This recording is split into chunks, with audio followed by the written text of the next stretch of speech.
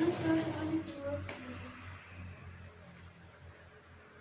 saya izin untuk menutup pintu dan mencuci tangan terlebih dahulu ya Mbak.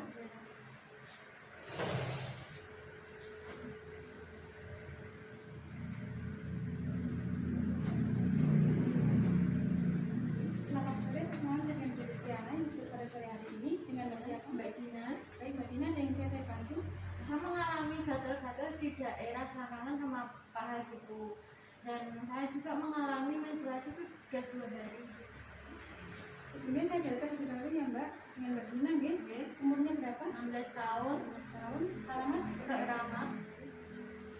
Baik, dengan keluhan Mbak Dina, saya akan menjelaskan tentang personal hygiene pada saat menstruasi ya Mbak.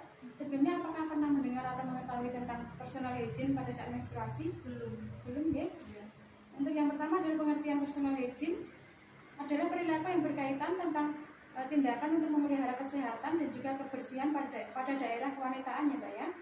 Untuk selanjutnya yaitu faktor yang mempengaruhi perilaku personal hygiene. Yang pertama adalah citra tubuh atau penampilan, yaitu penampilan seseorang menggambarkan pentingnya hygiene pada seseorang tersebut.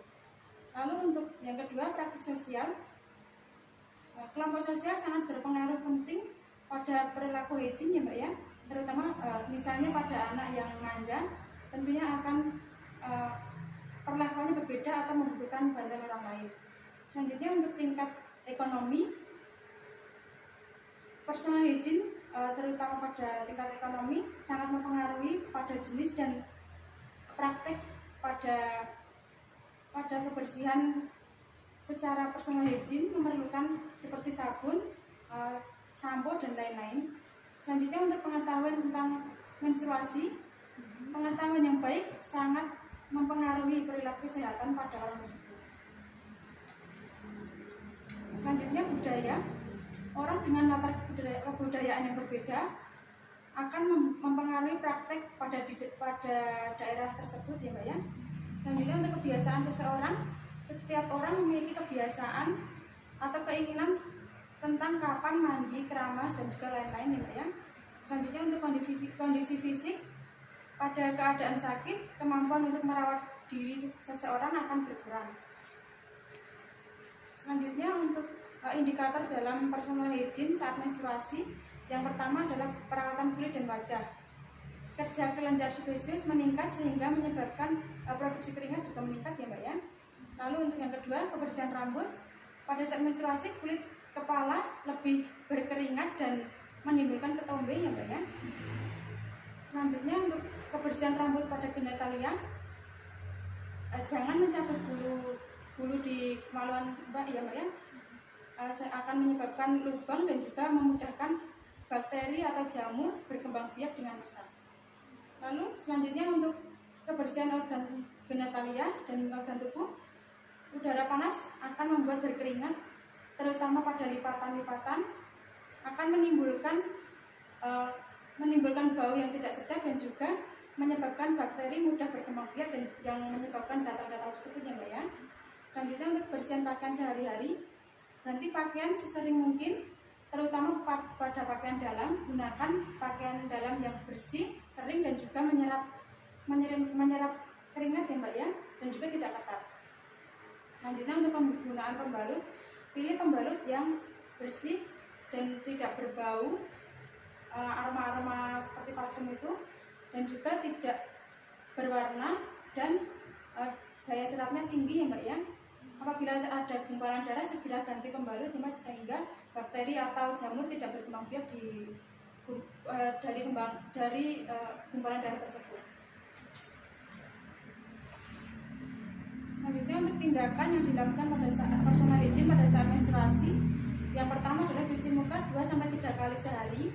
Yang kedua, keramas minimal 2 hari sekali. Selanjutnya mandi 2 kali sehari.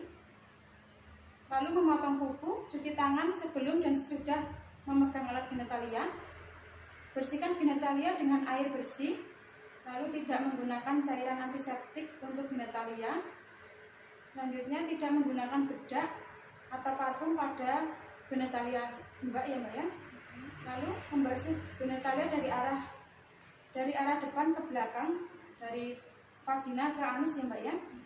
Lalu pembalut diganti teratur 4 sampai 5 kali setiap selesai buang air kecil, buang air besar atau mandi ya Mbak.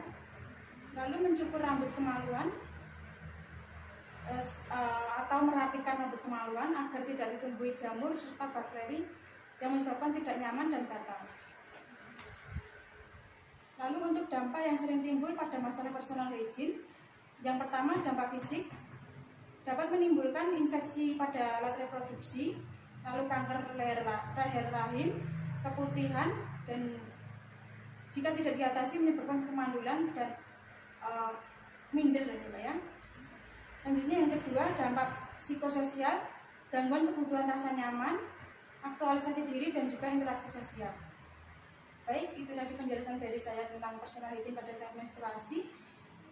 Apakah ada yang kurang jelas atau ingin ditanyakan?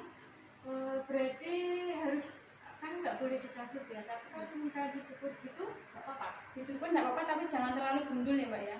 Itu juga kurang nyaman kalau terlalu gundul.